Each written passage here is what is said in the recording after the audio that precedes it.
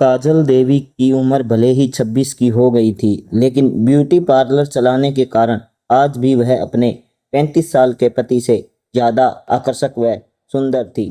भीमराज के तीनों बच्चे किशोरावस्था की दहलीज से निकलकर जवानी की तरफ कदम बढ़ा ही रहे थे कि इस कारण उसने अब पत्नी के प्रति आकर्षण कम हो गया और बच्चों व घर गृहस्थी चलाने की जिम्मेदारी उस पर ज्यादा सवार रहती थी। ढलती जवानी में जब पति अपनी पत्नी की देह से ऐसा उदासीन व्यवहार करे तो कुछ महिलाएं रास्ता भटक ही जाती है।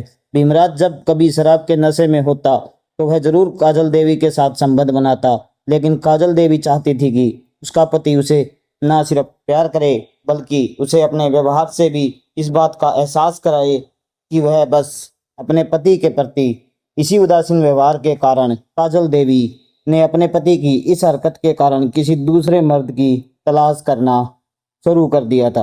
सितंबर 2020 की बात है। काजल देवी ने अपने पार्लर पर डिजिटल पेमेंट के लिए एयरटेल का ब्रॉडबैंड कनेक्शन तथा एक स्वाइप मशीन लगवाई थी। इसी संबंध में एयरटेल की तरफ से रोहन उसके यहाँ एग्जीक्यूटिव बनकर आया था। 20 साल का गबरू जवान और गठीला शरीर ना जाने क्या था। रोहन के व्यक्तित्व में काजल देवी पहली ही नज़र में उस पर फिदा हो गई। रोहन ने भी पहली मुलाकात में ही काजल की आंखों में भरी मस्ती और देह में बसी तड़प को पढ़ लिया था। पहले ही मुलाकात के बाद दोनों के बीच नंबरों का आदान प्रदान हो गया। काजल देवी छोटी छोटी बात पर किसी न किसी बहाने से रोहन को अपने पार्लर पर बुलाने लगी थी। 2-4 मुलाकातों के बाद शिष्टाचार की भेंट अपना तत्व में बदल गई और निजी व परिवार की बातें भी होने लगी। काजल देवी जहां अपने अतिरिक्त प्यार को पाने के लिए रोहन की तरफ झुकी जा रही थी, तो जवान जिस्म की देह सुगंध से महरूम रोहन भी जल्द से जल्द काजल देवी के मादक जिस्म की देह को पाने के लिए मचल रहा था। जल्द ही दोनों के बीच ऐसे रिश्ते बन गए समाज नाजायज रिश्तों का नाम देता है। रोहन के जवान जिस्म के स्पर्श ने काजल देवी में एक अजीब सा जोश भर दिया था। वे दोनों अक्सर मिलने लगे। काजल देवी कभी रोहन को अपने पार्लर बुलाकर संबंध बना लेती, तो कभी उसे पति व बच्चों की अनुपस्थिति में अपने घर बुला लेती, तो कभी वह किसी होटल में कमरा बुक करके अपने अरमानों को पूरा करने लगी। अपनी उम्र में छोटे रोहन के प्यार में काजल देवी इस कदर पागल हो चुकी थी कि इस बात को भी भूल गई थी कि वह एक शादीशुदा औरत है और रोहन की उम्र से कुछ ही छोटे 3 बच्चे की माँ भी है।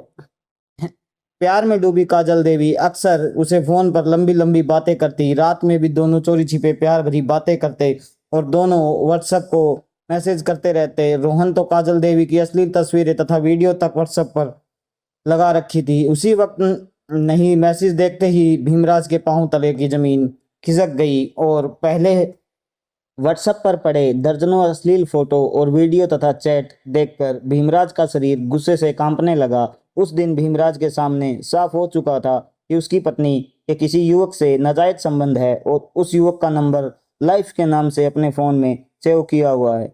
उस रात भीमराज और काजल देवी के बीच इस बात को लेकर जमकर झगड़ा हुआ और भीमराज ने अपनी पत्नी की जमकर पिटाई भी की। इसके बाद यो आए दिन बस लड़ाई और झगड़े होते रहते। कीड़ा दाम्पत्य जीवन में आ जाता है तो बसी बसाई गृहस्थी बिखर जाती है। लेकिन यहाँ तो शक नहीं, एक सच्चाई थी जो उजागर हो गई थी। कुछ रोज बाद भीमराज ने काजल देवी के साथ मारपीट करके उसे रोहन को फोन करवाया और उसे घर आने के लिए कहा। रोहन जब घर को पहुंचा तो भीमराज को देखा तो समझ गया कि उसकी पोल खुल चुकी है। भीमराज ने उस दिन रोहन की पिटाई भी कर दी और धमकी दी कि अगर तूने काजल देवी का पीछा नहीं छोड़ा तो वह उसे जेल भिजवा देगा। जेल जाने के डर